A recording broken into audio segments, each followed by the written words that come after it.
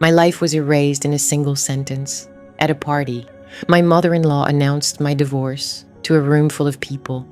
My divorce, and I found out at the same time as my husband's second cousins. That's the thing I can't get over. The public announcement of a private death. And I was the last one to know my own marriage was over. My name is Karen.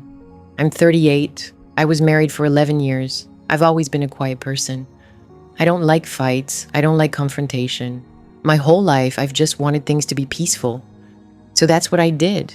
I was a peacemaker, especially in my husband's family. My husband, Michael, was a lot like me in some ways. He avoided conflict too, but he avoided it by just letting things happen, by not standing up for anything or for anyone. His mother, Patricia, was the opposite. She was in charge of everything and everyone. She believed she knew best, and she wasn't afraid to make decisions for the entire family, including for her son. And as it turned out, for me. I spent 11 years trying to be the perfect daughter-in-law. I was patient, I was accommodating, I wanted harmony. I see now that I was just making it easy for them. The small things started early on, little signs that I chose to ignore for the sake of peace. I remember we bought our first house. We were so proud. We spent weeks picking out paint colors. We went away for a weekend, and when we came back, the living room was a different color. Patricia had hired painters. She said the color we chose was dreary, and she wanted something more cheerful for us. Michael didn't say anything. He just thanked her for taking the initiative. I was upset, but I didn't make a scene. I told myself it was just paint. It wasn't worth a family fight. So I lived with a living room I didn't choose. Another time, she decided we needed a new car. She didn't think ours was safe enough for her son. She did all the research. She even went to a dealership and put a deposit down on a car. Then she presented it to Michael as a done deal. He didn't even discuss it with me. He just came home one day and told me we were getting a new car that his mom had found. He explained it as her just being helpful. I felt like I wasn't a partner in my own marriage. I felt like a guest. But I didn't say anything. I didn't want to be the difficult one. I didn't want to put Michael in the middle. I thought I was protecting him or protecting our marriage. But I was just teaching him that my opinion didn't matter. There were so many other things. She would go through our mail. She would question my spending, even though I had my own job. She'd rearrange my kitchen when she came over, telling me her system was more efficient. Each time, Michael would just stand there. He wouldn't defend me. He wouldn't tell her to stop. His silence was the real problem. It always was. I kept telling myself that this was just how she was, controlling, overbearing, and that the easiest path was just to let her have her way in the small things. I didn't realize there were no small things. It was all part of the same pattern. A pattern of me being slowly, quietly erased. The months leading up to that New Year's were different. The tension was worse than usual. Patricia was at our house all the time. She and Michael would have these long, quiet conversations in the kitchen. As soon as I'd walk in, they'd stop talking. The silence was heavy. I felt like an intruder in my own home. I knew they were talking about something important, and I knew it involved me. I tried to ask Michael what was going on. I'd wait until we were alone at night. He was always dismissive. He'd tell me I was worrying too much. He'd say it was just family business, or that his mom was just stressed about something. He made me feel like I was being paranoid, like I was imagining things. Then he started spending more and more evenings at his mother's house. He said he was helping her with repairs, or her finances. I felt him pulling away. It wasn't a sudden thing. It was a slow, cold drift. We stopped talking about the future. We stopped talking about anything meaningful, really. Our conversations were just about logistics, groceries, bills, schedules. I was lonely. I was so lonely in my own marriage. I knew something was fundamentally broken. But I didn't have any facts. I just had this deep, sinking feeling in my gut. I kept trying to hold on. I thought, we just need to get through this rough patch. All couples have them. I believed we could fix it if we just kept going. I thought the New Year's party might be a good thing, a fresh start, the whole family getting together. Maybe it would remind us of what was important. I was so wrong. It wasn't a fresh start. It was a planned execution. We went to his aunt's house for the party. It was the usual big family gathering. Lots of people, lots of noise. I tried to act normal. I smiled. I made small talk with relatives I saw once a year. Michael was distant all night. He barely looked at me. He spent most of his time standing next to his mother. They looked like a unit. I felt like an outsider, the plus one, not a member of the family, not his wife. I remember feeling cold. Not from the temperature. It was a feeling deep inside me, a premonition. I told myself to stop it. I was being dramatic. It was just a party, but I couldn't shake the feeling that I was on display. The people were looking at me differently. There were whispers I couldn't quite hear. I just wanted the night to be over. I wanted to go home and crawl into bed and pretend none of this was happening. Then it got close to midnight. Everyone gathered in the main room for the countdown. It was a tradition. Patricia always made a little speech before the new year. She loved an audience. She always had to be the center of attention. She stood in the middle of the room and got everyone's attention. Michael stood right beside her, looking at the floor. He wouldn't look at me. I was standing a few feet away near his cousin. I was just waiting for her to give the usual toast about health and happiness for the coming year. But that's not what she did. She started by talking about new beginnings, about making hard choices for the good of the family. I still didn't understand. I just thought she was being unusually dramatic this year. And then she said it. She announced that the family would be going through a change in the new year. She said that after much difficulty, it had been decided that Michael and Karen would be getting a divorce. She said it so calmly, like she was announcing a dinner menu. The room went completely silent. Every single person turned to look at me. And in that moment, I realized they all knew, or they were all hearing it for the first time, just like me. I looked at Michael. He was still staring at the floor. He wouldn't meet my eyes. He just stood there, next to his mother, as she dismantled my life. I didn't hear the rest of what she said. Something about it being for the best. Something about supporting Michael through this transition. My mind just went blank. There was no sound. There was no air. There was just this ringing in my ears. A decision had been made about my life, my marriage, my future, and they hadn't even bothered to tell me. The silence was the loudest thing I'd ever heard. It rushed into the space left by Patricia's words, a physical force that pushed the air from my lungs. 100 pairs of eyes turned to me, not with malice, but with a terrible morbid curiosity. They were watching a specimen under glass. I was the main exhibit in the public announcement of a private death. I looked at Michael. He was standing right next to her, his hand resting on the back of her chair as if he were her dutiful escort.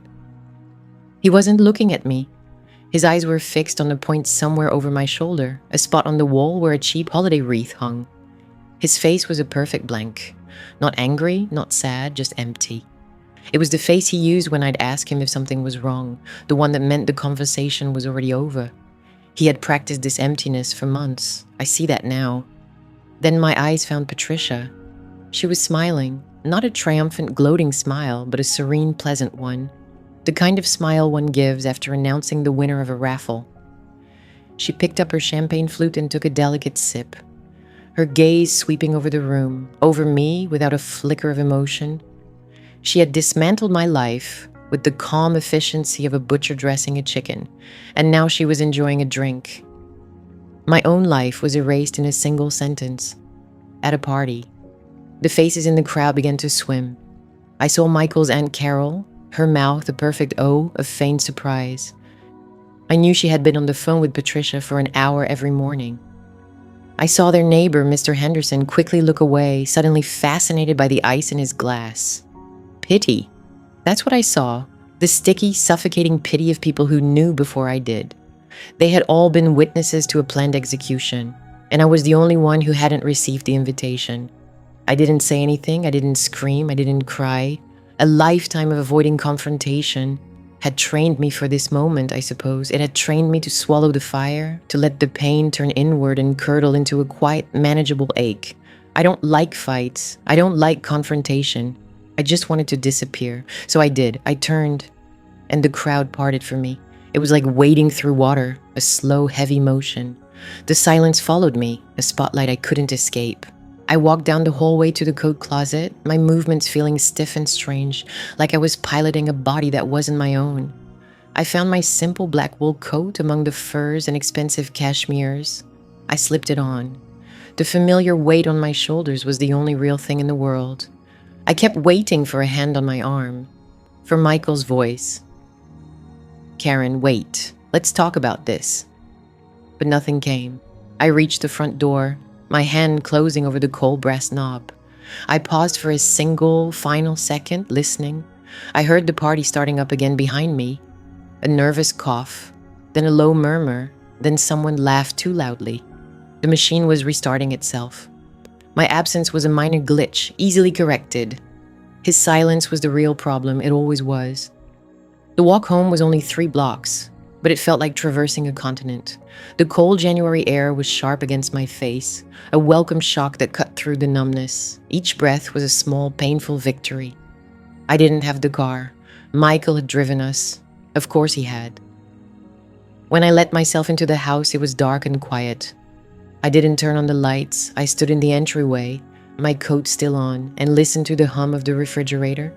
This was my home, our home, but it felt like a stranger's house now, a stage set for a life that had just been canceled. I began to walk through the rooms, a ghost in my own life. I ran my hand along the living room wall, the cool flat texture of the grayish paint Patricia had chosen. "So much more sophisticated, darling," she had said, as the painters covered up the warm yellow I'd spent a week choosing. I looked at the stiff, uncomfortable sofa she had ordered to match.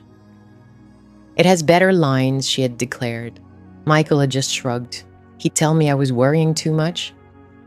In the kitchen, I saw the neat rows of spice jars she had rearranged alphabetically. "You'll find things so much faster this way," she had instructed, as if I were a child. I had put them back the way I liked them, by frequency of use, and the next week they were alphabetical again. I didn't change them back a second time. I had learned the lesson. This wasn't my space to control. I spent 11 years trying to be the perfect daughter-in-law. I hosted the holidays she didn't want to. I remembered the birthdays of cousins he forgot. I smoothed over the awkward silences. I was the family's shock absorber. I see now that I wasn't keeping the peace.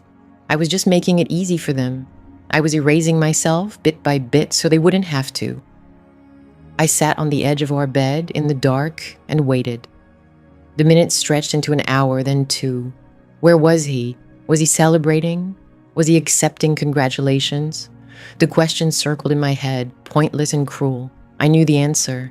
He was with his mother. He was always with his mother. It was almost 3 a.m. when I heard his key in the lock.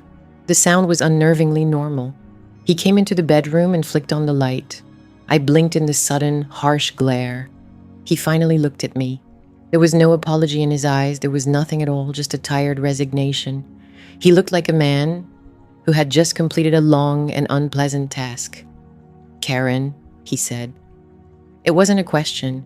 It was just a statement of fact. My voice came out as a whisper, raw and thin. "Why, Michael?" He sighed and ran a hand through his hair. He wouldn't meet my gaze again. He started pulling drawers open, taking out socks, underwear. "It just wasn't working anymore, Karen. You know that." I didn't know that. I thought we were in a rough patch. I thought he was stressed from work. I thought his withdrawal was temporary. My whole body felt cold, a deep internal chill that had nothing to do with the January night. "You were having an affair," I said. It wasn't a question. It was the only explanation that made sense. He stopped, a pile of t-shirts in his hand. For the first time, a flicker of something crossed his face. Annoyance. "No. God. It's not that. It's not always about that." He threw the shirts into an open suitcase on the floor. It was a new suitcase, one I'd never seen before. "Where are you going?" I asked, my voice still a whisper. "I can't stay here tonight," he said, zipping the case shut. "Tonight?" The word hung in the air between us. He finally looked at me, a quick, uncomfortable glance. "Mom found a place for me. A corporate apartment downtown. It's all set up." "It's all set up." The words hit me harder than a slap. The secret phone calls. The hushed conversations that stopped the moment I entered her room. The weekend errands he ran alone. It wasn't another woman. It was this. It was a logistical operation. The procurement of an apartment, the packing of a new suitcase, the drafting of a public statement, a new life, fully furnished and ready for him to move into.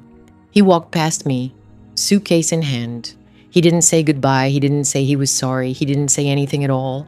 I listened to his footsteps go down the stairs. I heard the front door open and then close with a soft, final click. And then, There was only silence again. The silence of an empty house. The silence of a life that had been packed up and moved out without my knowledge. I sat on the edge of the bed in the bright, unforgiving light, and I understood. This wasn't a divorce. It was an eviction. He was gone. The front door clicked shut, the sound unnaturally loud in the sudden void. Silence. Not the comfortable silence of a shared home, but the hollow, echoing kind that fills a space when something has been permanently removed. For a long moment, I didn't move. I just stood in the entryway, my hand still resting on the doorknob he had just turned, the metal still holding a trace of his warmth, or maybe I was just imagining it. My life was a stage, and the lead actor had just walked off, leaving me under the glare of the lights. The set was still there, the props were all in place, but the play was over. I was just a person in an empty house. I began to walk, my movements slow and robotic. I felt like a visitor, a ghost touring the remnants of a life that was supposed to be mine. My first stop was the living room. The walls were still the color Patricia had chosen. Taupe. She had called it a sophisticated neutral. I had wanted a pale, watery blue. When I'd shown Michael the paint chip, he'd glanced at it for a second before shrugging. "It's nice," he'd said, his eyes already back on his phone. A week later, Patricia had arrived with her painters and 4 cans of taupe. "It's just better for resale value, dear," she chirped, as if our marriage was already an investment property. I didn't say anything. I never did. Now I stared at the taupe walls, really seeing them for the first time. They were cold, impersonal. They absorbed the light instead of reflecting it. My entire marriage had been lived against a backdrop I hadn't chosen. On the mantel, family photos sat in silver frames. There I was, smiling at a barbecue, my arm linked through Michael's. There we were on a beach in Florida. Patricia, on Michael's other side, her hand gripping his arm a little too tightly. In every picture, I looked like a pleasant, smiling accessory. I was there, but I wasn't the focus. I was just part of this sophisticated, neutral background. Next, the kitchen. The scene of so many quiet surrenders. I opened the silverware drawer. Forks, knives, spoons, all neatly aligned in the bamboo organizer Patricia had bought us for Christmas 3 years ago. I remembered coming home one afternoon to find her in here, a label maker in hand, humming to herself as she reorganized my entire pantry. My spices were suddenly in alphabetical order. My mismatched coffee mugs had been boxed up for donation, replaced by a set of 8 identical white ones. "It's just more efficient, Karen," she'd explain, not looking at me. "It helps Michael find things." I remembered Michael coming home that evening, opening a cabinet and saying, "Oh, great." Mom fixed the mugs. He hadn't noticed my distress, or if he had, he'd chosen to ignore it. His silence was the real problem. It always was. I ran my hand over the cold granite countertop. This kitchen wasn't the heart of our home. It was Patricia's forward operating base, a place from which she managed our lives with quiet, devastating efficiency. My home had been managed, not shared. I was an employee in my own house, and I had just been fired. A new, cold thought bloomed in my mind. An apartment, he'd said, fully furnished. The words echoed. It wasn't a last-minute decision. It wasn't a fight that had finally boiled over. This was a planned execution. I walked down the hall to the small room we used as a home office. I pulled open the filing cabinet. The top 2 drawers were mine. Old tax returns, car maintenance records, manuals for the dishwasher. The bottom 2 had been his. I pulled the 3rd drawer open. It was empty. Completely clinically empty. Not a stray paperclip, not a forgotten folder, just smooth, bare metal. I pulled open the bottom drawer. The same. He hadn't just packed a bag. He had systematically extracted himself. It was a clean extraction. A surgical procedure performed on our life while the patient was under anesthetic. I was the patient. The party was the anesthetic. I sank into the office chair, the cheap leather sighing under my weight. I thought about the past few months. Had there been signs? He'd been quieter, more distant. But he was always quiet. I'd chalked it up to stress at work. He'd tell me I was worrying too much. He was an expert at making my feelings seem like an overreaction. I now realize his distance wasn't a mood, it was a project. He was detaching, disconnecting. He was moving out of our life, one file drawer at a time, and I was too busy trying to keep the peace to notice the pieces of my world being carried out the door. My final stop was the bedroom. Our bedroom. The air was thick with his absence. I walked to the closet and slid the door open. His side was a cavern of empty hangers. They swayed slightly, clinking against each other like brittle bones. A single black sock lay crumpled in the corner, a sad, forgotten little thing. He had taken everything, his suits, his casual shirts, his shoes, all of it gone. This wasn't done in a single afternoon. This took time, weeks maybe. He had been packing up his life in secret while I slept on the other side of the bed. While I made him coffee in the morning, while I asked him how his day was, I felt a sudden, sharp urge to know what else was gone. I went to my jewelry box on the dresser. It was an old wooden box he'd given me for our 3rd anniversary. I opened the lid. The delicate gold necklace with the small pearl of 5th anniversary gift was gone. The silver bracelet he'd bought me on a trip to Santa Fe was gone. The sapphire earrings his parents had given me for my 30th birthday, gone. He hadn't just taken his things. He had taken back his gifts. He hadn't just left me. He had repossessed the memories. He was erasing any proof that he had ever loved me, or at least pretended to. Each missing item was a sentence in my life, redacted with a thick black marker. It was the cruelest act of all. It wasn't enough to end the marriage. They had to unwrite it. I stood there, staring at the empty velvet slots in my jewelry box, and a new feeling began to push through the shock. It wasn't sadness, it was a cold, quiet rage, the kind that doesn't scream but calcifies. Who else knew? The question landed with physical weight. The New Year's party, the faces in the crowd, his sister Sarah, who had avoided my eyes after the announcement, his aunt, who had given my arm a quick pitying squeeze.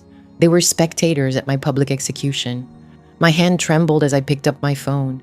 I scrolled to Sarah's name. I don't like fights. I don't like confrontation. But I had to know. I pressed the call button. She answered on the second ring, her voice tight and guarded.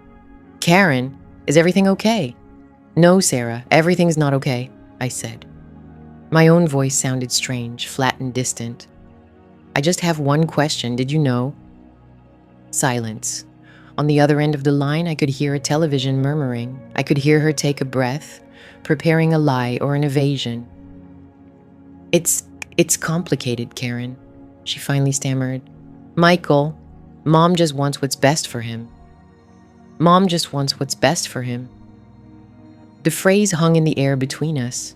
It was the family motto, the justification for every intrusion, every boundary crossed, every decision made on his behalf. It was the excuse for everything. "So you knew," I said. It wasn't a question anymore. "I'm so sorry, Karen," she whispered. It was the apology of a bystander who watched something terrible happen and did nothing. I didn't say goodbye. I just ended the call. She knew, of course she knew, they all knew. I had been the only one in the dark. I looked around the taupe room, at the empty side of the closet, at the void in my jewelry box. I thought of all the times I'd swallowed my feelings to avoid a fight. The paint, the car, the kitchen, the family vacations I didn't want. I didn't say anything. I didn't say anything. I didn't say anything. I had spent 11 years making myself smaller and smaller, quieter and quieter, until I was easy to pack up and put away. I see now that I was just making it easy for them. I thought my silence was a form of strength, a way to maintain harmony. But it wasn't. It was permission. My silence wasn't keeping the peace. It was just giving them the quiet they needed to plan the end of my life. The rage wasn't loud. It was a cold, dense thing that settled in my bones, a weight I hadn't known I was capable of carrying. For 11 years, I had curated a life of quiet acquiescence. I had mistaken my silence for peace. I see now it was only a vacuum, one they were all too happy to fill. My sister-in-law's words echoed in the hollow space of the kitchen. "We all knew, Karen. We just didn't know how to tell you." They had held meetings. They had discussed my life, my future, my eviction, and decided it wasn't their place to warn me. I was family until I wasn't. The transition was seamless for them. For me, it was a cliff edge I hadn't seen. I walked through the house, my house, and saw it with new eyes. It wasn't a home. It was a stage, and the set was being dismantled around me. Every object seemed to mock me. The gray walls Patricia had chosen, the sleek modern sofa Michael had picked out with her, the one I'd found uncomfortable but never complained about. I had made myself small enough to fit into the life they designed, and they had decided I was no longer needed for the part. My mind, finally clear of shock, began to work. It began to search, not for answers, but for evidence. An execution this planned, this meticulous, would have a paper trail. Patricia was nothing if not thorough. I started with the small desk in the corner of the living room, the one we jokingly called the life admin corner. It was where we kept bills, statements, not the mundane paperwork of a shared existence. My hands were steady. The cold rage was a strange sort of fuel, burning away the tremble. I opened the top drawer. It was neater than I'd left it. Michael's files, car payments, his personal credit card statements, his retirement account summaries were gone. My side of the drawer was untouched. My teaching pension documents, my own bank statements. It was a surgical removal. Then I saw it. Tucked beneath my checkbook was a pile of mail, held together with a rubber band. It was addressed to Michael, but at our address. I never opened his mail. It was one of those small, unspoken rules of respect I had always honored. A rule I now realized that only applied to me. Patricia, I knew, had no such boundaries. She'd often bring in the mail and sort it, her way of keeping tabs. "Oh, Michael, this looks important." I snapped the rubber band. It was all from a bank I didn't recognize. Apex Financial. Statements. A welcome packet. I opened the top one, dated 3 months ago. It was a savings account, opened in his name only. The opening deposit was for $20,000. I stared at the number. Where had that come from? We didn't have a spare $20,000. We had our joint savings, our retirement accounts. This was separate. This was his. I flipped through the statements, my heart a dull, heavy drum. Each month, there were deposits, $5,000, $3,000. Then I saw the source, transfers from their joint account, his and Patricia's. The one he'd always told me was just for business expenses related to the family's small property company, the one I never had access to. He'd been building a lifeboat while I was still happily sailing on our ship. The worst was at the bottom of the pile, a thick manila envelope, slightly crumpled. It wasn't from a bank, it was from a property management company. My fingers felt clumsy as I tore it open. It was a lease agreement, an apartment, a one-bedroom on the north side of town, near his mother's house. The lease was signed 2 months ago. The start date was January 1st. My breath caught in my throat. It was all there, in black and white. The security deposit, the first month's rent paid in full, and the signature at the bottom of the page, a familiar, slightly impatient scrawl. Michael J. Peterson. He had signed it 2 months ago. He had signed a lease for his new life. A memory surface, sharp and painful. He had gone on a business trip to the city for a weekend in late October. He'd told me it was a conference for work, a mandatory training. I'd packed his bag for him. I remembered folding his shirts, tucking his favorite tie into the side pocket. I remembered him being distant that weekend, his texts short and perfunctory. I'd told myself he was just busy, tired from the conference. It was a lie. The property management company's address was in the same city. He hadn't gone to a conference. He had gone apartment hunting. With his mother, I was sure of it. She would have inspected the premises, checked the wiring, approved the view. She would have handled the negotiations. He just had to sign. He wasn't a passenger in his mother's plan. He was a co-pilot. He had looked me in the eye for 2 months, sleeping in our bed, eating the dinners I cooked, letting me pack his suitcase for the trip that was meant to seal my fate. The cruelty of it was breathtaking. It wasn't a sudden decision. It was a slow, calculated betrayal, executed with the quiet efficiency of an accountant closing a book. What was the final trigger? I scanned the documents again, my mind racing. Then I saw it on the bank statement from Apex Financial, a line item from 2 weeks ago. A single, large withdrawal. The memo line contained only one word: retainer. A lawyer. They had hired the lawyer weeks ago. I thought back. What happened 2 weeks ago? It was nothing. It was everything.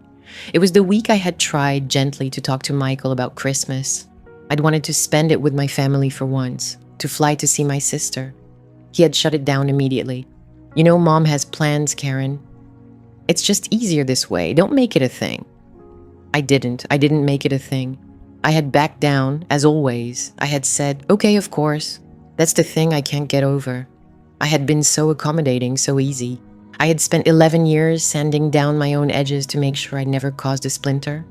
I thought my compliance was a form of love, a way of keeping the peace. But it wasn't peace. It was a slow, methodical erasure. My wanting to see my own sister for one holiday, that was the final inconvenience they couldn't tolerate. My smallest assertion of self was the signal to finalize my removal. I stood in the living room, the lease agreement clutched in my hand. The paper was a death certificate for my marriage. No, not a death certificate. A death warrant, signed and dated long before the victim knew she was condemned. The silence of the house was different now. It was no longer empty. It was full of ghosts, the ghost of my husband, the ghost of the woman I used to be, the woman who would have cried, the woman who would have called her sister and sobbed, who would have curled up on the bed and waited for the world to stop spinning. That woman was gone. Patricia and Michael had killed her on New Year's Eve. I looked at the gray walls. Patricia's gray, a cool, passionless, unimpeachable color. A color that tolerated no dissent, a color that absorbed all the light in the room and gave nothing back. The cold rage in my bones finally found a purpose. It wasn't a feeling anymore. It was a plan. I walked to the hall closet and pulled out the stepladder. I went to the basement and found them, dusty but waiting, cans of paint, the ones I had bought 2 years ago, before Patricia had ambushed me with her painter. The color was called sun-washed linen. It was a warm, creamy white, a hopeful color. I carried a can back to the living room and pried the lid off with a screwdriver. I didn't put down a drop cloth. I didn't change my clothes. I found a brush, dipped it into the thick, pale paint, and walked to the center of the longest wall. With a single, steady stroke, I painted a white line through Patricia's perfect gray. It was a beginning, my own signature on a new agreement. They had planned my erasure. They thought they had succeeded. They had left me in an empty house, surrounded by the life they had built and then discarded. But they had made one critical mistake. They left me the keys, and they left me the paint. The roller was heavy in my hand, heavier than it should have been. Each stroke was an effort, a deliberate act of will. Up, down. The cheap plastic handle dug into my palm as I pressed the wet nap against the wall, covering Patricia's sterile, gallery white with a deep, stormy blue. The color of a bruise, the color of the sky just before a tornado. I was erasing her. The thought came with a clean, sharp clarity. With every roll, I was methodically painting over the last 11 years of her quiet, constant corrections. The chemical smell of the paint filled my lungs, sharp and acrid, but it felt like breathing real air for the first time. It was the smell of something changing, of something being done that could not be undone. I wasn't fixing the house. I was taking back a single 4x8 foot piece of my own life. My arm ached, my back screamed, I kept going. I painted until the roller began to skid, its soft surface suddenly rough and dry against the wall. I dipped it again, but the tray was nearly empty. The thick blue paint scraped into thin lines at the bottom. I had only managed to cover a small section, a defiant, angry rectangle in the middle of the living room. It looked unfinished. It looked like a wound. I set the roller in the tray and my hand fell to my side, trembling from the exertion. The silence of the house rushed back in. It was a different kind of silence now. Before, it was the heavy, oppressive silence of things unsaid. Now it was just empty, a hollow space waiting to be filled. My gaze landed on the manila folder sitting on the coffee table. It was where I'd left it after my numb, methodical search through the house. The lease agreement, the bank statements, the evidence of a planned execution. The painted wall was a symbol. The folder was a weapon. I knew, with a certainty that felt cold and foreign, that a symbol was not enough. Patricia and Michael didn't deal in symbols. They dealt in documents, in signatures, in quiet legal maneuvers that dismantled my life while I was busy trying to choose the right appetizer for their holiday parties. I don't like fights. I don't like confrontation. The words echoed in my head, the sad, familiar mantra of my marriage. But this wasn't a fight anymore. A fight implies two sides, a conflict between equals. This was a demolition, and you don't argue with a wrecking ball. You get out of the way, or you find a way to stop it. The next morning, I sat at the kitchen island that Patricia had insisted on, my laptop open. The search bar blinked. Family law attorney, divorce lawyer. The words looked alien on my screen, like a language I was never supposed to learn. I had spent 11 years trying to be the perfect daughter-in-law, the perfect wife. My online searches had been for recipes, for vacation destinations, for the perfect anniversary gift for Michael. Now I was searching for someone to help me wage a war. I scrolled past the smiling, confident men in sharp suits. I couldn't do it. I couldn't face another man who might listen with polite condescension, who might tell me I was overreacting. Michael's placid face swam in my memory. "You're worrying too much, Karen." His silence was the real problem. It always was, I typed again. Female divorce lawyer near me. The list was shorter. I clicked on a name, Laura Bennett. Her picture wasn't smiling. She looked serious, direct. Her firm's website was simple, no nonsense. It spoke of asset protection and strategic dissolution. The language was cold, corporate, but it felt honest. It felt like the opposite of Patricia's suffocating false warmth. I picked up my phone. My thumb hovered over the number. It was the hardest call I had ever made. Laura Bennett's office. The voice on the other end was professional, detached. "I'd like to make an appointment," I said, my own voice a reedy whisper, "to discuss a divorce." I didn't say it. I didn't even know it existed until I heard it, and now I was saying it. The public announcement of a private death had been made by my mother-in-law. This was my private confirmation. 2 days later, I was sitting in a leather chair that was too deep, in an office that smelled of paper and lemon polish. The air was still and temperature controlled. It was the calmest room I had been in for years. In front of me, Laura Bennett sat behind a large empty desk. She was maybe a decade older than me, with sharp eyes that didn't miss a thing. She hadn't offered me coffee or platitudes. She just nodded toward the folder in my lap. "Let's see what you have," she said. Her voice was exactly as I expected, calm, steady, and low. I opened the folder and began to lay the papers on her desk one by one. The lease for Michael's new apartment, signed 3 months ago. The printout of the joint savings account, drained to a balance of 17,040 aus. And then the statements from the secret account. The one in both his and Patricia's names. I didn't know how to explain it. I started to talk, my voice catching, trying to describe the New Year's party, the years of small slights, the feeling of being erased. She held up a hand. It wasn't an interruption, it was a redirection. "Start with the facts, Karen. The feelings matter, but the facts are where we begin." So I did. I pointed to the dates. The lease signed in October, the large withdrawals from our joint account in September, the deposits into the secret account that went back 2 years, small at first, then larger, a pattern, a slow, cold drift of our shared life into their private control. Laura listened, her expression unreadable. She picked up the statement for the secret account. She ran her finger down a list of withdrawals. "This one," she said, tapping the paper, $5,200. September 15th? What was that for? I shook my head. "I have no idea." "And this one, $25,000, October 2nd. My blood went cold. "The lease," I whispered. "The apartment lease was signed in October." I remembered Michael telling me they were having a cash flow issue at his mother's firm, that he needed to move some money around to help her out for a few weeks. He'd told me I was worrying too much. Laura nodded slowly, her eyes fixed on the papers. They used marital assets to secure his post-divorce residence, months in advance. She looked up at me, and for the first time, I saw something other than professional detachment in her eyes. It was a flicker of grim understanding. This wasn't a separation, Karen. This was a planned extraction. An extraction. The word hung in the sterile air. It was a precise military term. It was exactly right. She continued, shuffling the papers into a neat damning pile. The account with his mother is a classic case of asset dissipation. He was actively hiding money from the marital estate, with her as his accomplice.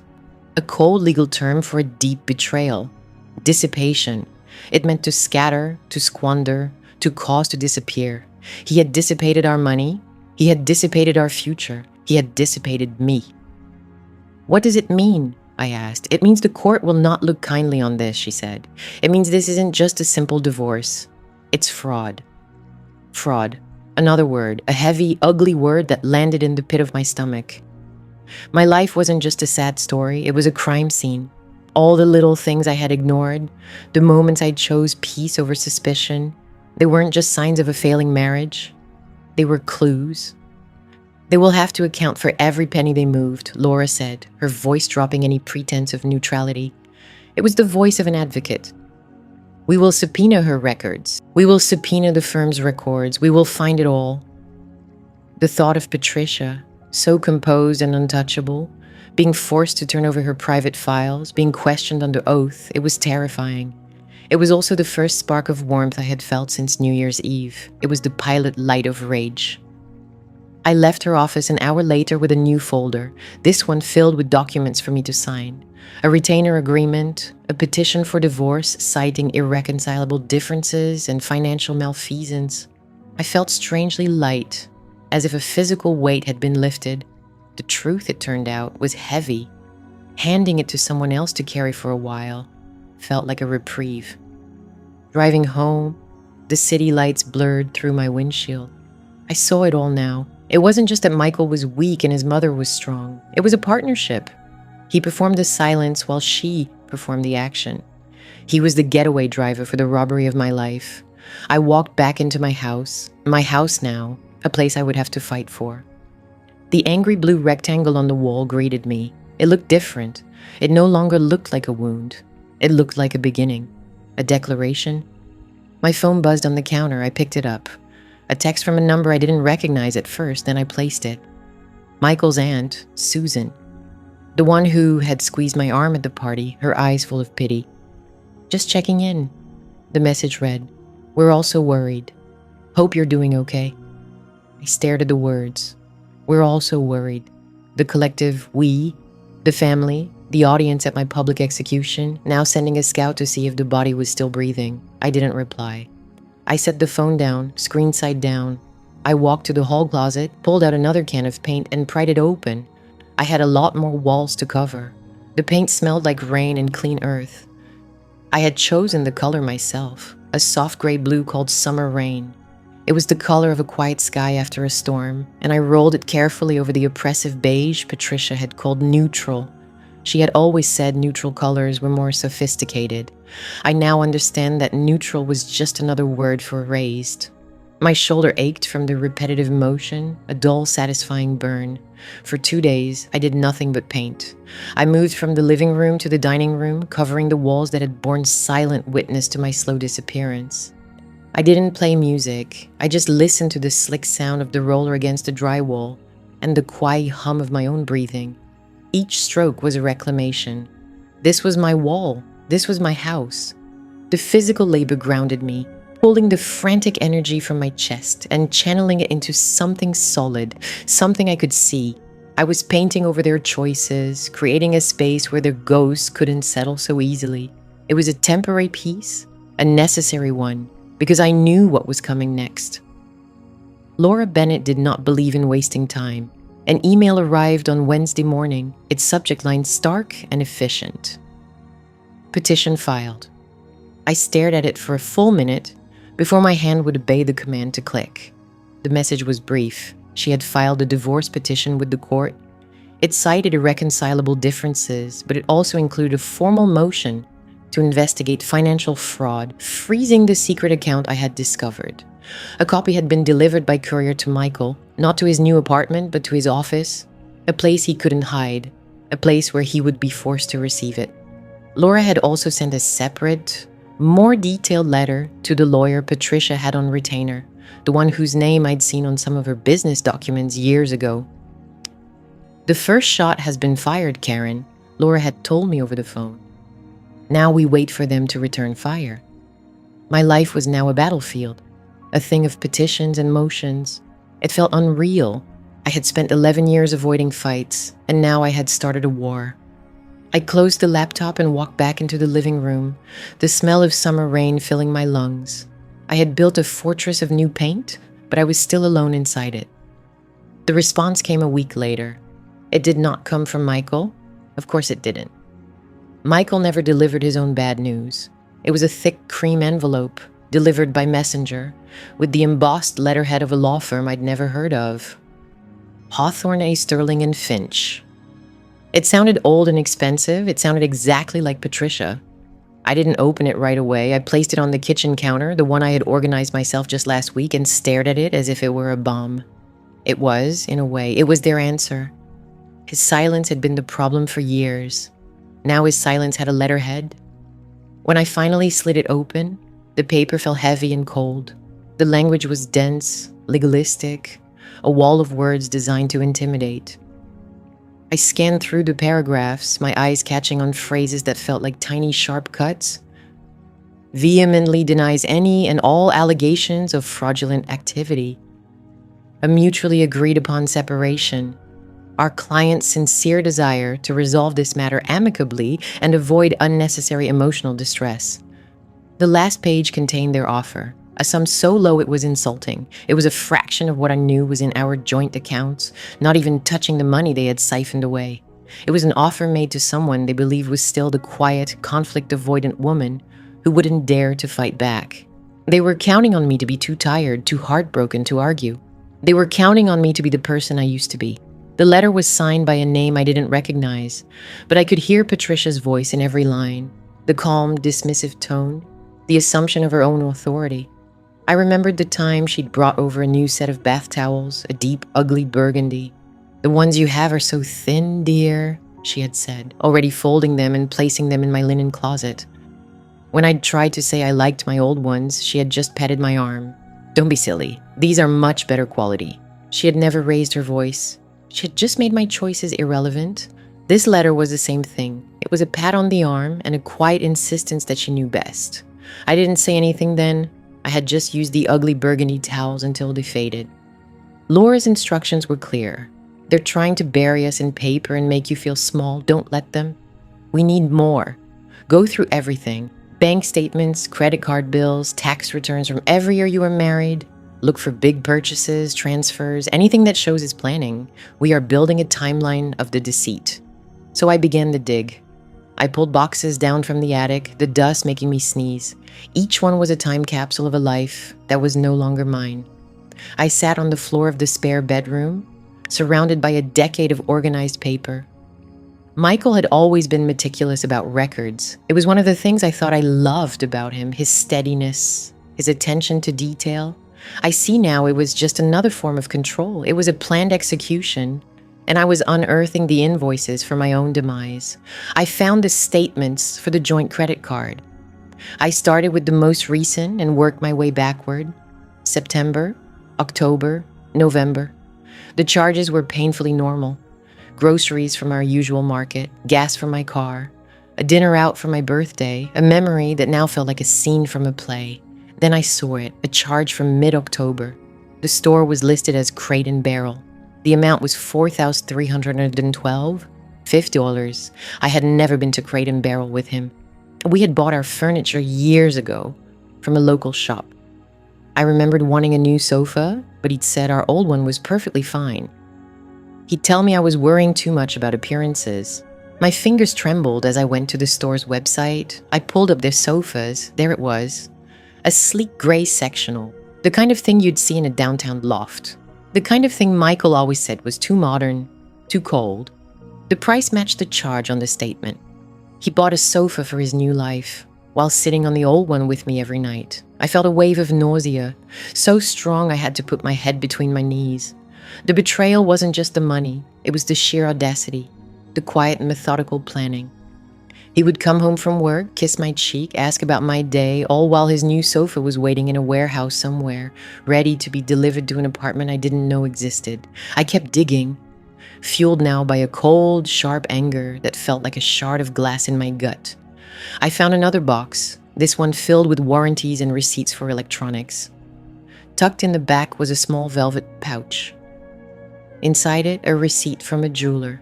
It was for the diamond earrings he gave me for our 5th anniversary. The earrings that were now gone from my jewelry box. Stapled to the back of that receipt was another one, a credit card slip from the same day. He had gotten cash back $500. It was a small amount in the grand scheme of things, but it was the smallness that made it so cruel. A little extra cash skimmed off the top of a gift for his wife. Each piece of paper was a fresh wound. My life was erased in a single sentence, but it had been dismantled piece by piece for months, for years. His silence wasn't just passive, it was active. It was the quiet work of a thief in his own home. I sat there for hours, the sun setting outside the window, casting long shadows across the piles of paper. The house was silent except for the rustle of receipts. I wasn't crying anymore. The sadness had been burned away, leaving something harder in its place, something clearer. I picked up the Crate and Barrel receipt and the one from the jeweler. This was it. This was the proof. It wasn't just a secret account, it was a pattern. A meticulous plot to build a new life using the resources of the old one. The smell of summer rain paint lingered in the air. It was the scent of a new beginning, but it was also the scent of a war room. I placed the receipts in a neat pile. The bill for my own erasure had come due, and I was going to make sure they paid every cent. The receipts felt different from the bank statements. The bank statements were a record of absence, of money flowing away from me into a life I wasn't meant to see. They were cold, impersonal lines of code, but the receipts were tangible. They were a record of presence. Michael's presence in a furniture store, picking out a sofa for an apartment I didn't know he had, a coffee table, a bed frame. He was building a new life while sitting next to me in our old one. I had laid them all out on the dining room table, the one he'd left behind. Each slip of paper was a small white tombstone marking the death of a particular day. October 14th, a new mattress. I remembered that day. I'd made his favorite dinner, a complicated beef stew that took hours. He'd kissed my cheek and said I was the best wife. He must have bought the mattress that afternoon. November 3rd, a full set of kitchen knives. That was the weekend we'd gone apple picking. He held my hand the whole time. The worst was the small folded deposit slip I'd found tucked inside our anniversary card. The card still sat on my dresser. To my one and only, he had written, 11 years down, a lifetime to go. The deposit slip was for the checks my parents and grandmother had given us, $500, and right below it on the bank statement for his secret account was the corresponding entry. Then 2 days later, a cash withdrawal for the exact same amount. He hadn't just stolen our money. He had taken the cash from my grandmother's hands and put it in his pocket. The intimacy of the theft was what took my breath away. It felt more violating than the public announcement, more personal than the empty closets. That was a planned execution. This was a quiet poisoning, administered daily with a smile. I packed everything into a neat file folder.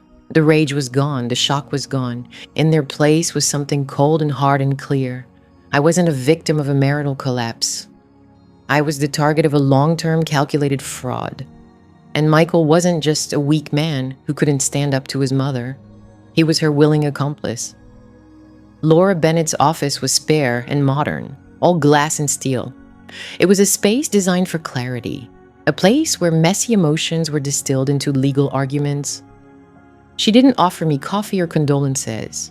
She just pointed to the chair opposite her desk and said, "What have you got?" I slid the folder across the polished surface. "More," I said. My voice sounded steady. I didn't recognize it. She opened it and began to read, her expression unreadable. She picked up the furniture receipts first, laying them out in chronological order. Her finger traced the dates. September, October, November, she murmured, more to herself than to me. He was fully moved in, mentally, months before the party. I just nodded, watching her work. It was a relief to have someone else see it, to have the insanity of it all validated by her calm assessment. Then she got to the deposit slip and the corresponding bank statements. She looked at the copy of the anniversary card I had included, then back at the numbers.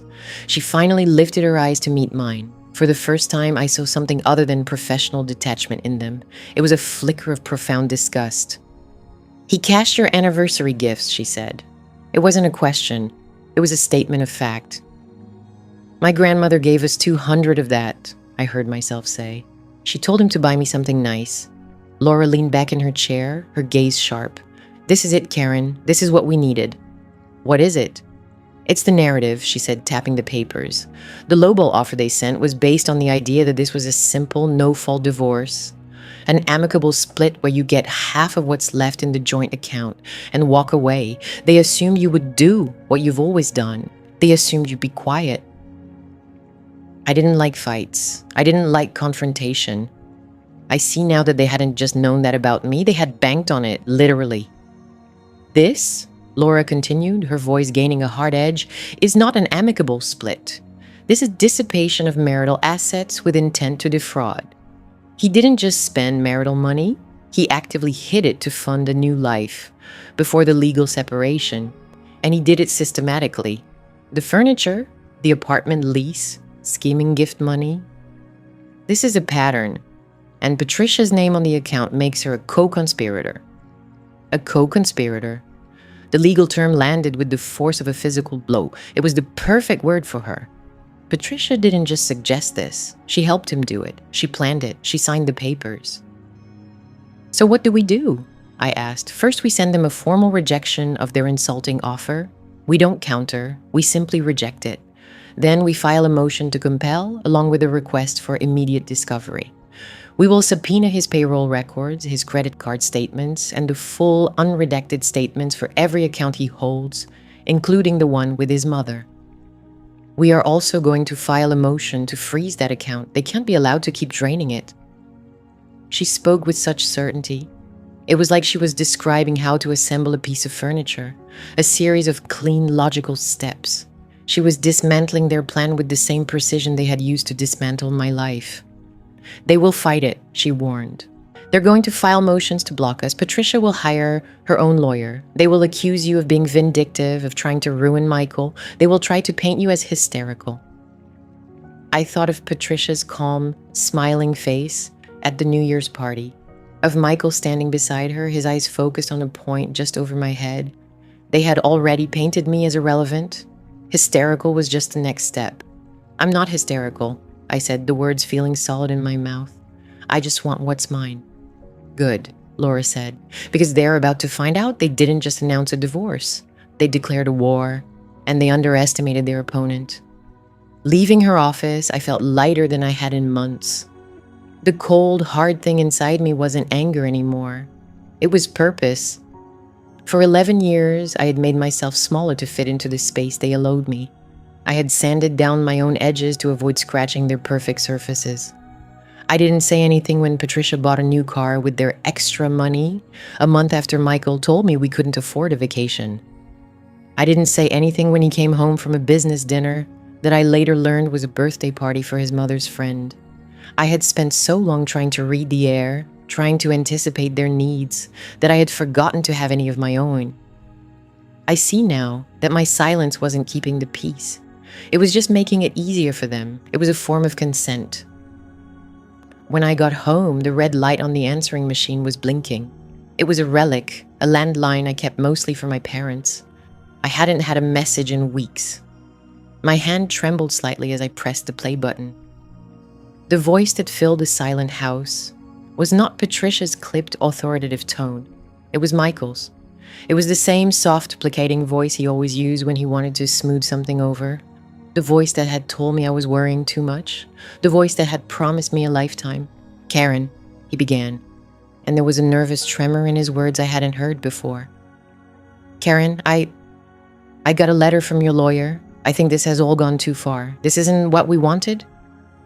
Can we talk? Just you and me? No lawyers, no mothers. Let's just be reasonable. He wanted to be reasonable. After the public humiliation, after the secret apartment, after the stolen gift money, he wanted to talk, just the two of us. He wanted to handle it quietly. I stood there in the empty hallway, the echo of his voice hanging in the air. He wasn't sorry. He was scared. Laura had been right. We had pushed back, and they were startled. His silence had been his greatest weapon. Now he was trying to use his voice. I reached out and pressed a single button. Delete. I deleted the message.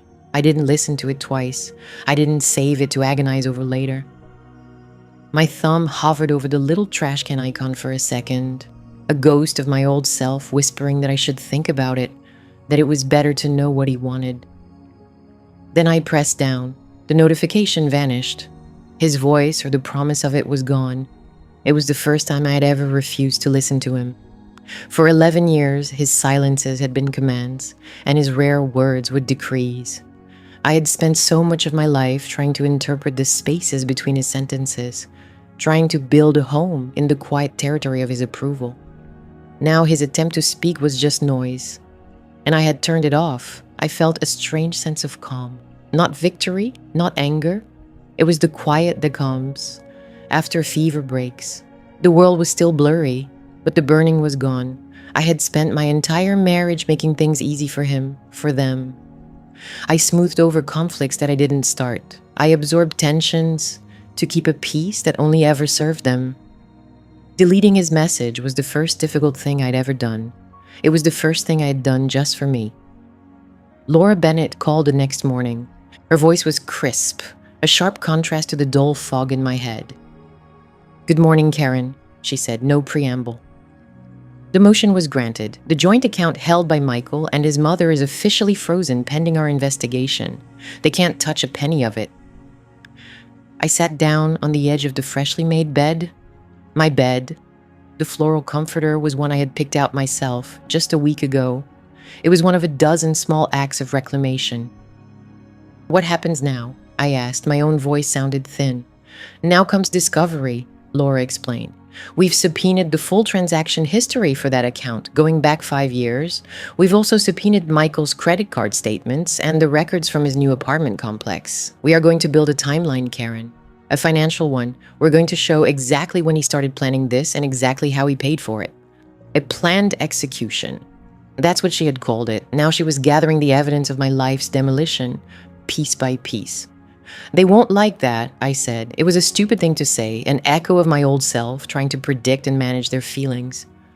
"I certainly hope not," Laura said, a hint of dry satisfaction in her tone. "Discomfort is the point. They wanted a quiet, tidy extraction. We're going to make it very, very messy. They'll get another letter from my office today informing them of the subpoenas. I expect you'll be hearing from them, one way or another. Do not engage. You call me. Is that clear?"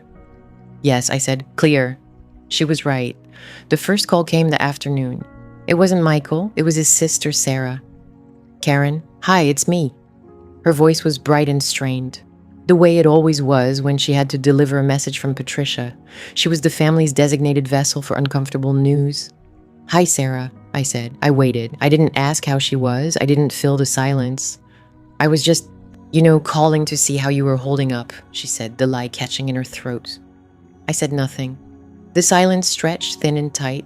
It was a new muscle, and I was learning to use it. She finally broke. "Listen, Mom is just so beside herself. This whole thing with lawyers, it's gotten so ugly. She's worried sick about Michael. He's not sleeping. She just thinks, and I agree, that if you two could just talk, you could sort this out like adults, without all this nastiness." The words hung in the air between us. Ugly, nasty. The public announcement of my divorce wasn't ugly. The secret bank account wasn't nasty. My humiliation was just a necessary step. My wanting to see the receipts, that was the crime. She didn't ask about the party. She didn't ask what it felt like to have my life erased in a room full of people I thought were my family. She didn't ask about the money he had stolen from a drawer in our bedroom. Her concern was a closed loop, beginning and ending with her mother and her brother. I was just an obstacle to their peace of mind. "There's nothing to talk about, Sarah," I said. My voice was even. It didn't tremble. "But Karen, you have to understand." "No," I said. It was a simple word, but it felt monumental. "I don't. Not anymore. I have a lawyer for a reason. Michael can have his lawyer talk to mine." I could hear her sharp intake of breath. It was the sound of someone who had never been told no. "Well, I don't think that's very reasonable," she sputtered. "After everything Mom and Dad have done for you." I saw it then, with a clarity that was blinding. To them, I wasn't a person. I was a project they had invested in, an acquisition that was now malfunctioning. The house, the cars, the vacations. They weren't gifts. They were transactions. They were payments for my compliance, my silence. And now, by refusing to be silent, I was in breach of contract. "I have to go, Sarah," I said, and I hung up the phone before she could reply. The call with Sarah left a familiar chill, a cold draft from the past. It reminded me of the Thanksgiving from 3 years ago. My own mother had been sick, recovering from pneumonia, and I told Michael I wanted us to spend the holiday with my family. It would have been the first time in our entire marriage. He didn't say no. He never said no directly. He just got very quiet. "I'll have to talk to my mom," he'd said, looking at the television. "She's already making plans." Of course she was. Patricia's plans were immovable forces of nature, like tides or tectonic plates. A week later, when I asked again, Michael shrugged. "Mom already bought a 20-pound turkey. Sarah and the kids are expecting us. It's just too late to change things." I didn't fight. I don't like fights. I called my sister and told her we couldn't make it. I can still hear the disappointment in her voice. I spent that Thanksgiving at Patricia's table, passing gravy and smiling while my own mother was 200 miles away, eating soup alone. I remember feeling cold, not from the temperature, but from a feeling deep inside me. It was the feeling of being completely and utterly secondary. I see now that it wasn't just about a turkey. It was never about the turkey. It was a test of allegiance, and I had failed it by simply having a family of my own. That I suspect is when the first whispers of the extraction began. My wanting to be a daughter to my own mother was an inconvenience they had no intention of tolerating. I had demonstrated that my loyalties were divisible. For Patricia, that would not do. The second call came 2 days later, from a number I didn't recognize. It was Chloe, a friend from Michael's work, who had become a friend of mine too. We'd had lunch together. I'd helped her pick out paint colors for her baby's nursery. "Karen." "Oh, thank God you answered," she said, her voice low and rushed. "I'm so sorry to call. I don't know if I should be doing this, but I had to." "Chloe, what is it? Is everything okay?" "No, I mean, I'm fine, but it's what they're saying." Who is saying?" I asked, but I already knew. "Michael and Patricia. She's been calling people, Karen. Mutual friends. She's telling them a story." I sank into a kitchen chair, my hand gripping the phone. "What story?" Chloe took a shaky breath. "She's saying that you've become unstable, that you've been erratic and angry for months. She's saying that Michael had to leave for his own safety and well-being." The room tilted. It was a planned execution, and now they were poisoning the witnesses. They weren't just erasing my marriage. They were rewriting my character. They were painting me as the villain in a story I didn't even know was being written. "There's more," Chloe whispered. "They're telling everyone that you're just after his money, that this whole legal thing is a vindictive grab for cash because you're bitter. Michael told Mark, my husband, that he tried to be generous, but you refused, and that you're trying to ruin him and his family. The insulting settlement offer, the voicemail I had deleted, it was all being twisted, repurposed, as evidence for their narrative. He had tried to be reasonable, and I had refused. I was the crazy, greedy ex-wife. It was a caricature, a cheap and vicious stereotype. But it was effective. They had taken my home, they had taken my money, they had taken 11 years of my life and disposed of it at a party. Now they were trying to take my story. They were trying to take my name and fill it with their own lies. I thanked Chloe for her courage, my voice a hollow rasp. After I hung up, I sat in the silence of my kitchen for a long time. The public announcement wasn't the final act of my erasure. It was just the opening statement. This was the real battle. It wasn't about the money, not really. It was about whether I would let them be the authors of my life, or if I would finally pick up the pen myself. I had spent 11 years being quiet. I was starting to understand the difference between being quiet and being silenced. The whispers started on a Tuesday. They arrived not as a storm, but as a slow seeping tide of calls and hesitant text messages from friends on the periphery of our life. It was a coordinated campaign of quiet character assassination, and its architect was unmistakably Patricia. The first call was from Susan, a friend from my old book club. Her voice was laced with an uncomfortable pity. "Karen, are you okay?" I heard things have been difficult. Difficult was a gentle word for it. "I'm managing, Susan. What did you hear?" A pause. The sound of her hesitation was heavy. "Just that Michael is very worried about you, that you haven't been yourself lately." not myself. The phrase hung in the air.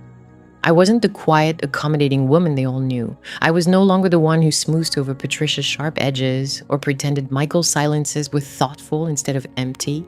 I suppose in that sense they were right. Another friend mentioned she'd heard I was being erratic with money. A third, a neighbor, told me Michael's aunt had stopped her in the grocery store to say how sad it was that the divorce was turning so ugly, and that I was being incredibly greedy. Greedy. The word felt like a physical blow.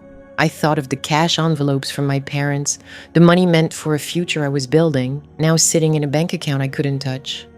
I thought of the 11 years I had worked, contributing my entire salary to our shared life, while he siphoned off funds for his escape. My life had been liquidated, and I was greedy for wanting the truth. Each call was a small paper cut. Each one was designed to isolate me, to paint me as the unstable, hysterical woman who had finally driven her good, patient husband away. It was Patricia's classic move, control the narrative. She had done it in my kitchen, in my living room, and now she was doing it to my reputation. She was dismantling my life, and now she was solding the earth where it used to be.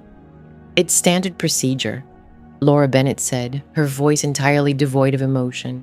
She slid a thick stack of papers across the polished surface of her conference table. When they feel the pressure, they push back. They try to make you the villain so they can look like the victims. I looked down at the papers, bank statements, pages and pages of them subpoenaed from the secret account Michael held with his mother. My name was nowhere. It was a detailed ledger of my erasure. Laura tapped a perfectly manicured finger on the top page. This is what we needed. We froze the account just in time. Look at the activity in the 3 months before you were served. I didn't want to look. Seeing the lease, the furniture receipts that had been theoretical, it was proof, but it was distant. This was different. This was a daily diary of his betrayal, written in debits and credits. In my eyes scanned the columns. I saw it all. Weekly withdrawals from an ATM near the new apartment, starting in September, small amounts, $50 here, $100 there. Cash for incidentals in a life I didn't know he was living. I saw charges at a coffee shop 2 blocks from my office. He must have been meeting his mother there, planning the logistics of my dispossession while I was at my desk, answering emails and thinking about what to make for our dinner. I felt a wave of nausea. We used to go to that coffee shop together. I saw the big ticket items from October, the charge from the furniture store, the same one on the receipt I'd found, a new television, a mattress, dishes and towels from a department store. He was building a new home while sleeping in our bed. He was picking out new forks while eating with the ones we'd received as a wedding present. And then I saw the deposits. Large lump sum cash deposit made on 2 specific dates. One in June, the day after our anniversary. The other in late December, 2 days after Christmas. The exact amounts my parents had given us. My throat closed. It wasn't just theft. It was a violation of something sacred. He hadn't just taken money. He had taken their love, their good wishes for us, and used it to fund his exit. He used our anniversary gifts to pay the security deposit, I whispered. The words came out sounding hollow, foreign. Laura nodded slowly, her expression unchanged. We can cross-reference the dates with the lease agreement. It's a clean line, Karen. This isn't just a marital dispute anymore. This is a premeditated financial arrangement designed to defraud you of marital assets, with his mother as a co-conspirator. She used words like co-conspirator and defraud with such clinical precision. They were legal terms, but to me they were the only words that finally felt true. It wasn't a marriage that had sadly ended. It was a planned demolition.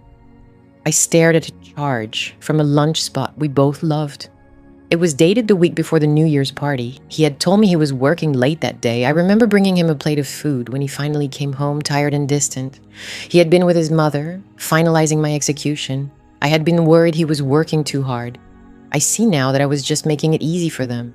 My lack of suspicion, my willingness to believe, my deep-seated desire to avoid a fight, it wasn't peace. It was permission.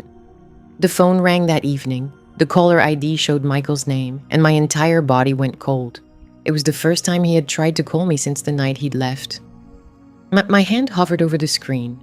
Laura's voice echoed in my head. Don't engage. Let me handle it. I couldn't. I needed to hear his voice. I needed to know what a man sounds like after his secret life has been exposed. I answered usbose, "Hello?" Silence for a moment, then his voice, but not the one I knew.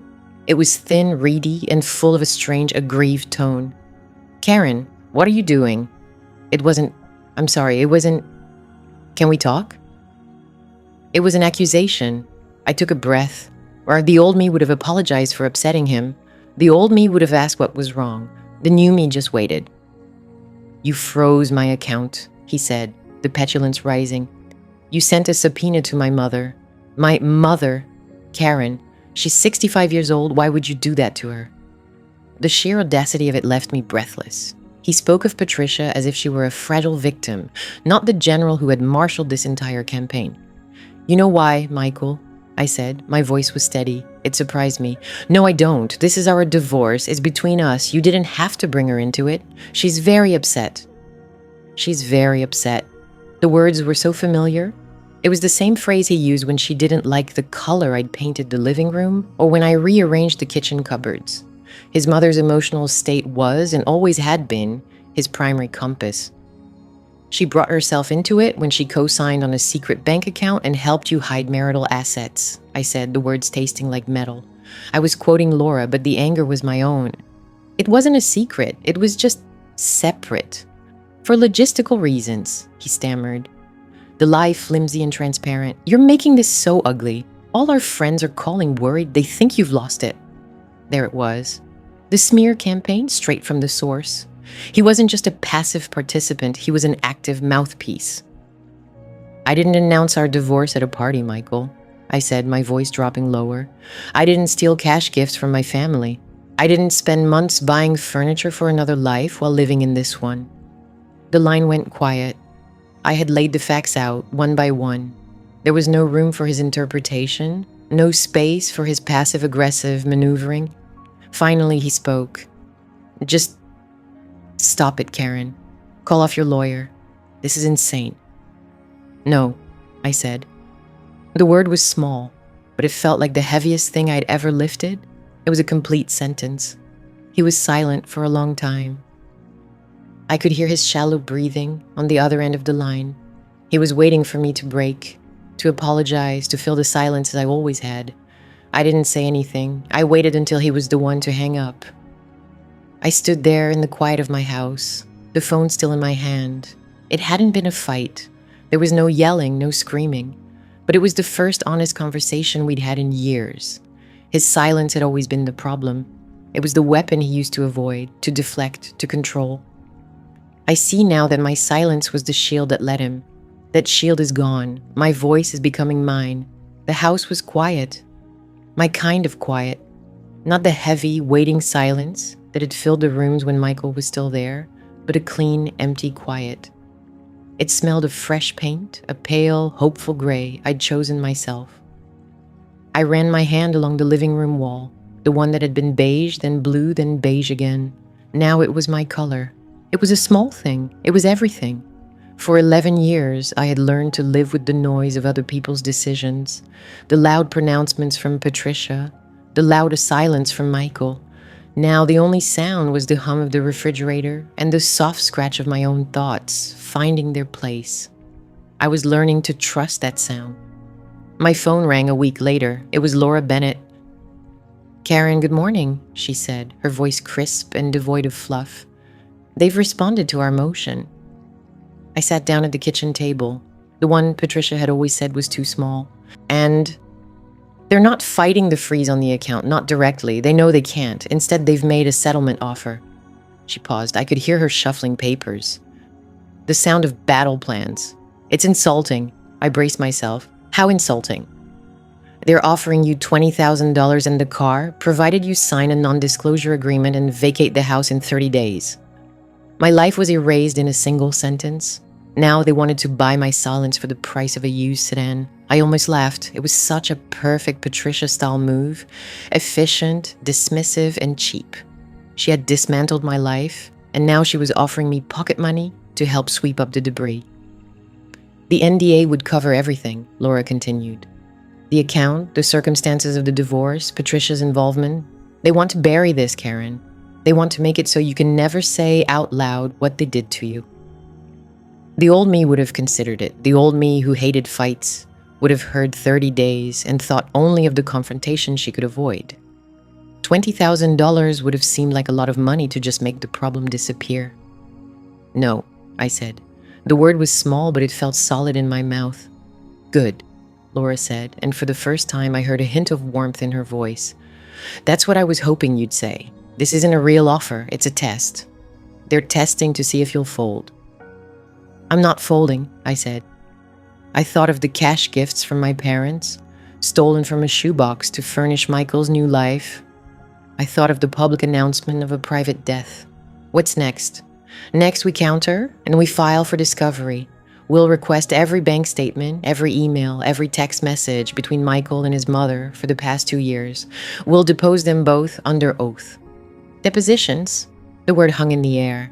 Michael and Patricia in a room, forced to answer questions, forced to speak. Michael hated being put on the spot. Patricia hated being questioned. It was perfect. They painted you as unstable, Laura said, her voice hardening again. Let's show them what stable, methodical, and prepared looks like. I see now that you don't have to be loud to be strong. Sometimes strength is just a quiet refusal to be erased.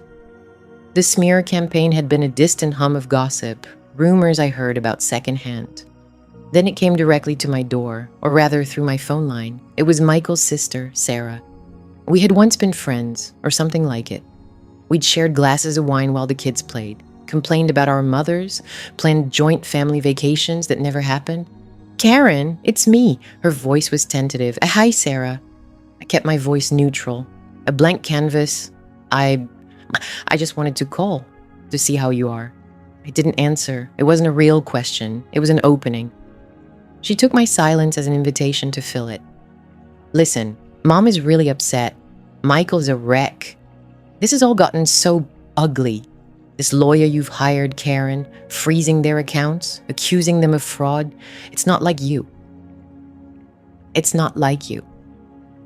The phrase was a judgment. It meant, it's not like the quiet, agreeable woman we were used to. He's your brother, Karen, and Mom. She was just trying to help him through a difficult time. You have to know that. I thought of the lease, signed in October. I thought of the new furniture, bought with my family's money. This wasn't helping someone through a difficult time. This was a planned execution. He wanted to talk to you, she went on, her voice gaining a pleading edge that sounded rehearsed. He wanted to do this amicably. But you won't even talk to him. Now you've got this lawyer turning it into some kind of war. He says you're being vindictive? There it was.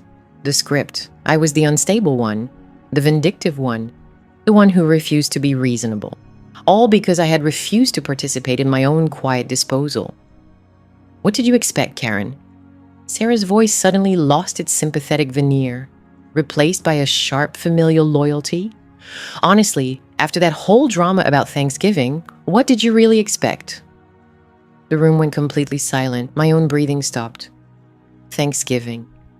It was the smallest of fights, a non-fight, really. I had told Michael I wanted to spend Thanksgiving with my own family. My father hadn't been well, and I hadn't seen them for the holiday in 3 years. 3 years of turkey and strained politeness at Patricia's table. I had presented it to Michael gently, a simple request. I miss my family. I'd like to go home this year. He hadn't said no. He never said no. He'd just gotten quiet, his shoulders tight. He told me he would talk to his mother. He'd tell me I was worrying too much. A week later, he came back and said Patricia was already planning the menu and had bought a new set of formal serving dishes. It would break her heart, he'd said. We couldn't possibly cancel. I didn't say anything. I let it go. I always let it go. But that was it. That was the final trigger. My simple desire to see my own family was the act of rebellion they couldn't tolerate. It was the moment they decided I was no longer a manageable asset. The extraction plan, which had been a contingency, became an active operation. The cold knot of certainty in my stomach was so tight it hurt. It wasn't just about the money. It was about my wanting a life, a family, a single holiday that wasn't centered around them. Karen, are you there? Sarah's voice was impatient now. I took a slow breath. I could feel the old impulse rising in me. The urge to explain, to defend, to make her understand my side of it, to make her see that my request wasn't drama. It was just a request. But I was learning a new language. It was the language of silence. Not the weak, pleading silence of my marriage, but a hard, flat silence. The silence of a closed door. "I have to go, Sarah," I said. My voice was calm. It was the voice of a stranger. "But Karen, can't we just—" I hung up the phone. I didn't block her number. I didn't throw the phone across the room. I just set it down on the counter and looked out the window. The world hadn't ended. There was no screaming, no confrontation. There was just the quiet click of a conversation ending on my terms. I had spent so long trying to be seen, trying to get Michael to see me, trying to get Patricia to acknowledge my existence as something more than an accessory to her son. I see now that they always saw me. They saw me clearly. They saw the lines I wouldn't cross, the boundaries I wouldn't enforce, the peace I would keep at any cost. And they used it. They had written a story about me, a story where I was ungrateful, unstable, and irrational. A story where Patricia was a loving mother and Michael was a victim. They announced that story at a New Year's party, expecting me to play my part. They wanted a villain. They would not get a victim. What they would get was an opponent. One who knew the truth and for the first time was not afraid of the quiet. The filing of the divorce paper was not a loud explosion. It was the quiet, deliberate closing of a door. The silence that followed was different from the one I had lived in for 11 years. That old silence was heavy, full of things unsaid. This new one was clean, empty. It was a space I could finally fill. Laura Bennett had warned me. "They won't take this lying down, Karen. The offer was an insult because they believed you would accept it. Now that you've refused, they'll try to paint you as the problem." I thought I was prepared for it. I was wrong. The war wasn't fought with shouts. It was fought with paper and whispers. The first volley came from the lawyer, a man whose name sounded as expensive as his office address. His letter was a masterpiece of polite dismissal. It denied everything. The secret account was a family emergency fund. The new apartment was a temporary separation arrangement that I had supposedly agreed to. The use of our joint savings was a misunderstanding that would be rectified. It stated Michael was deeply saddened by my erratic behavior and unfounded accusations. I read the words over and over in Laura's office. The paper felt thin and flimsy in my hands, yet the words on it were meant to carry the weight of reality. A new reality they were inventing, one where I was crazy and they were the victims. "It's standard practice," Laura said, her voice calm and even. She slid a cup of tea across the desk toward me. "Intimidation 101. Don't let it get to you." But it did get to me. Not because I believed it, but because I knew others would. It was the public announcement of my character assassination, a sequel to the public announcement of my divorce. The first whisper reached me a week later. It came through my friend Sarah, a woman I'd known since college. We had met for coffee, a small act of normalcy in a life that felt anything but normal. She was fidgeting with her napkin, tearing little pieces from the edge. I ran into Mark yesterday," she said, naming a mutual friend. "A man who played golf with Michael." She wouldn't meet my eyes. I waited. I had become very good at waiting in silence. "He said Michael is just devastated," she finally mumbled. He said, "You've been having some issues for a while, that you've been pulling away, that you refused to come to Thanksgiving, and it was the last straw." The words hung in the air between us. My simple request to see my own family, twisted into the weapon that justified my execution. Michael, the passive observer, was now the heartbroken husband. I was the cold, distant wife. It was so neat, so clean. Patricia's handiwork was all over it. She was dismantling my life and my reputation with the same methodical precision she used to rearrange my kitchen. "And what did you say, Sarah?" I asked. My voice was quiet. I didn't recognize it. She looked up, startled. "Well, I said there are two sides to every story." It was the right thing to say, the polite thing, the thing a person says when they don't want to pick a side. It was the kind of thing I would have said a year ago. I looked at my friend, at her discomfort and her torn napkin, and I felt a vast, cold distance open between us. She was trying to be a peacemaker. I knew that instinct well. I used to live there. I just nodded. "I see." I didn't explain. I didn't defend myself. I realized in that moment that I didn't have the energy to fight the whispers. The only place to fight was on paper. This is the part that isn't fun, Laura told me, gesturing to a stack of empty document boxes in her office. This is discovery. We've requested everything from them: bank statements, credit card bills, emails, text messages between Michael and his mother. Now we have to provide ours. For the next 2 weeks, my small apartment became a document processing center. I spent hours at my little kitchen table, the one they had never touched, sifting through the years of our life, reduced to statements and receipts. Each one was a small betrayal I hadn't seen at the time. Here was the credit card statement from 3 years ago, with the charge for the expensive luggage set I thought Michael had bought for our anniversary. Now I saw the charge on the following line: a single plane ticket to Florida for his mother, purchased the same day. The luggage was never for us, it was for her. Here were the checks from my parents for birthdays and Christmases, deposited into our joint account. And here, a day or two later, were the corresponding transfers out always to that secret account held by Michael and Patricia. My family's gifts had been funding my own erasure. It was methodical, it was suffocating. I felt like an archaeologist digging up the bones of a life I thought was mine, only to find the skeleton belonged to someone else entirely. I didn't cry. The pain was too cold for that. It was the pure, crystalline anger of understanding. They had counted on me not looking. They had counted on my trust, my desire to not make waves. My entire personality had been a liability. I see now that I wasn't just making it easy for them. I was a willing participant in my own deception. I didn't want to see the signs because seeing them would have required a fight. I don't like fights. I don't like confrontation. And they knew it. I delivered 6 full boxes to Laura's office. She looked at the neat stacks of folders, each one perfectly labeled. "You're organized," she said. It was a simple observation, but it felt like the highest compliment. For 11 years, I'd been treated like a child who couldn't be trusted to choose a paint color. Now I was a woman with 6 boxes of evidence. Laura sat back in her chair, tapping a pen on her legal pad. Their lawyer is stonewalling on the communication records between Michael and Patricia. He's claiming spousal privilege for Michael and parental privacy for her. It's nonsense, but it's a delay tactic. So what do we do? Laura leaned forward. For the first time, I saw a flicker of something sharp and predatory in her eyes. We stopped treating Patricia like a third party. She's not just a meddling mother-in-law, Karen. She's a co-conspirator. The secret account was in her name too. The lease on Michael's apartment was guaranteed with her credit. She used marital funds. She is just as liable for financial fraud as he is. The air in the room grew still. This was a line I hadn't considered crossing. Michael was my husband, my soon-to-be ex-husband.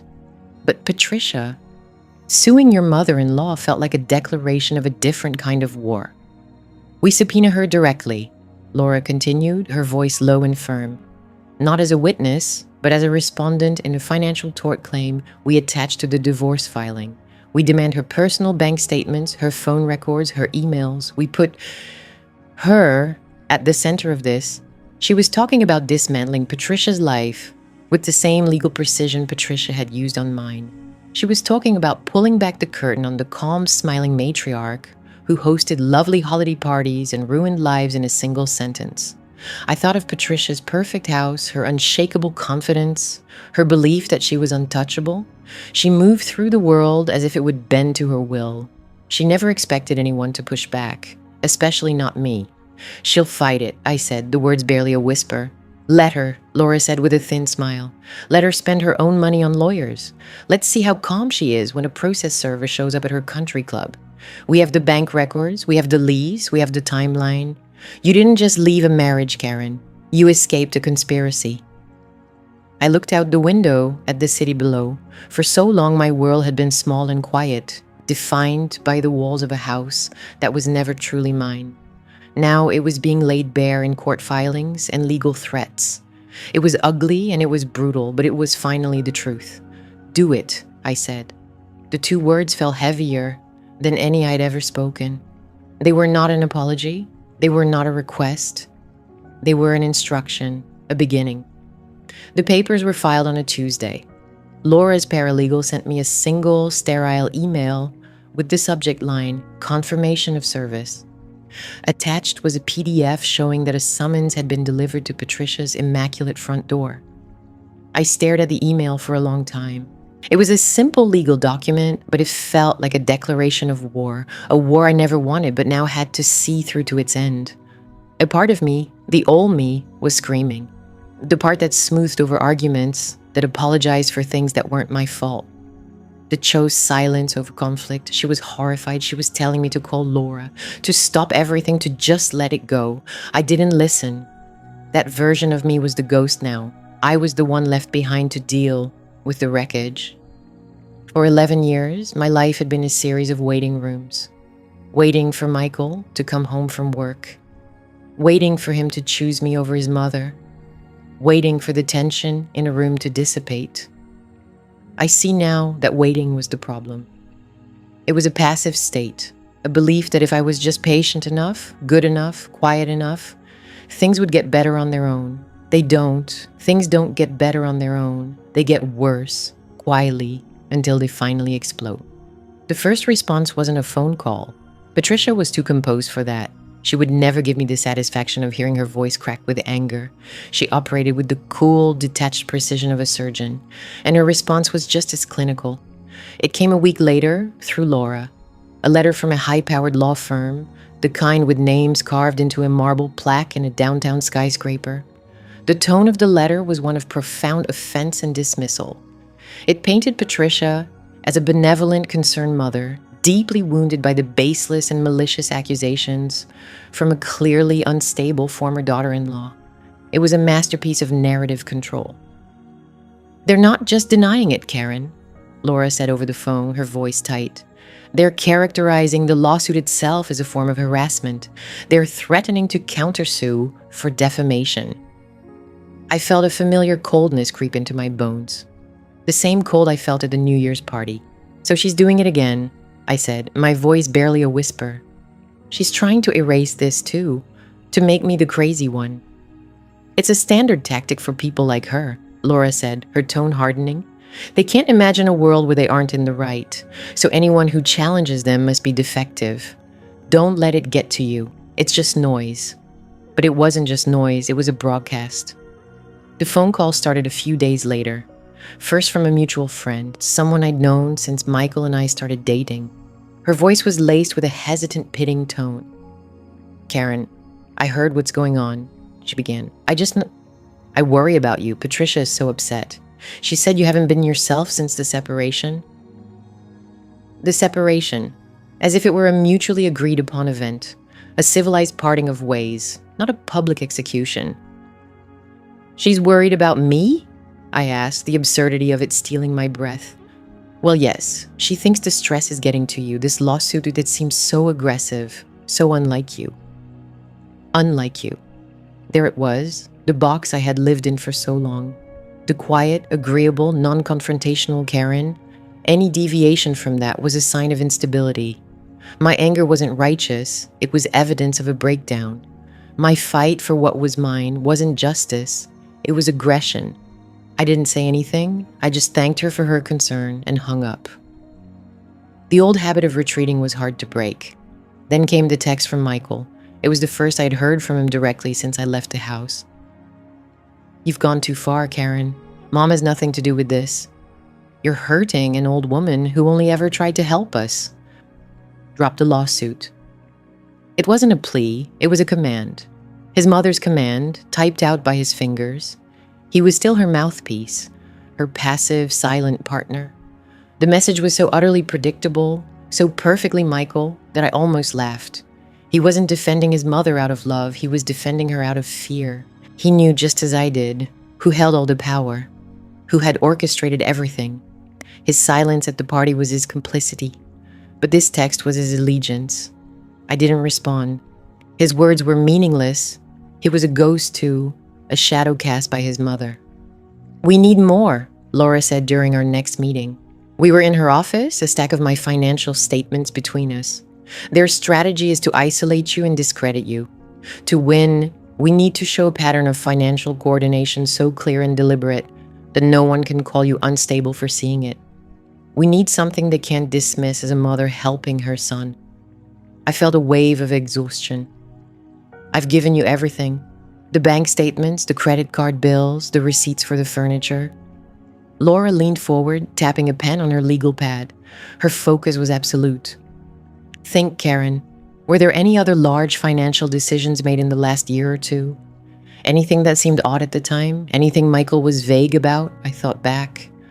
Life with Michael had been a long, slow drift. There were no grand gestures, no sudden turns, just a steady erosion of my own life. I remembered the repainted living room, the new car he'd bought without telling me, the way he'd get defensive if I asked about their joint savings account, the one he'd insisted on keeping for emergencies. He'd tell me I was worrying too much. He'd tell me everything was fine. And then I remembered. It was about 8 months before the party. Michael had come home one evening looking pleased with himself. He'd said he'd found a way to leverage our assets to get a better interest rate on our mortgage. He called it a refinancing. He'd been so vague, using business speak I didn't understand. He had a stack of papers for me to sign. I remember asking what they were. It's just bank stuff, honey. It saves us a couple $100 a month. Just sign here and here. I remember the pen in my hand. I remember the feeling of wanting to read the fine print, but also seeing the impatience in his eyes, the subtle pressure. I didn't want to fight. I never wanted to fight, so I signed. I told Laura. Her expression didn't change, but her eyes sharpened. You signed refinancing papers you didn't read? I shrank in my chair, the shame of it hot on my face. He said it was just to lower the rate. I trusted him. It's okay, she said, her voice softening for a moment. You're not the first person to trust their spouse. She made a note on her pad. I'll subpoena the full loan file from the bank. Let's see what he was really doing. The file arrived a week later. Laura called me and told me to come in. Her voice was different. It was cold steel. When I got to her office, she had a single document laid out on the conference table. It wasn't a refinancing application. It was an application for a home equity line of credit, a HELOC, for $50,000. It had been opened 6 months before the New Year's party. My signature was right there, next to Michael's, crisp and clear. He didn't just refinance, Laura said, her voice flat. He took out a second mortgage on your home. He borrowed against the equity you both built. I stared at the paper. $50,000. Laura slid another document across the table. It was a bank statement for an account I had never seen before. The account was in Michael's name only. It showed a single deposit 6 months ago, $50,000. It was followed by a series of withdrawals. A $5,000 withdrawal 2 weeks later, which matched the deposit on his secret apartment, a series of smaller withdrawals for furniture, electronics, legal retainers, and one final damning transaction, a wire transfer for $15,000 to an account under the name Patricia Hale. The memo line read, loan repayment. He hadn't just used our savings. He hadn't just used the cash from my parents. He had mortgaged our future. He had taken the one thing I thought was truly ours, the walls around us, the roof over our head, and sold it off piece by piece to fund his escape. He had conspired with his mother to saddle me with the debt from my own destruction. My life wasn't just erased in a single sentence. It had been systematically dismantled, itemized, and sold for parts, and I hadn't signed the authorization myself. I looked at my signature on the loan document. It looked like the handwriting of a stranger, a foolish, trusting woman who believed that silence was a form of love. Patricia hadn't just announced a divorce. She had cashed out her investment. The house, the marriage, my life. It was all just an asset she was helping her son liquidate. I finally understood. It was never my home. It was just the collateral.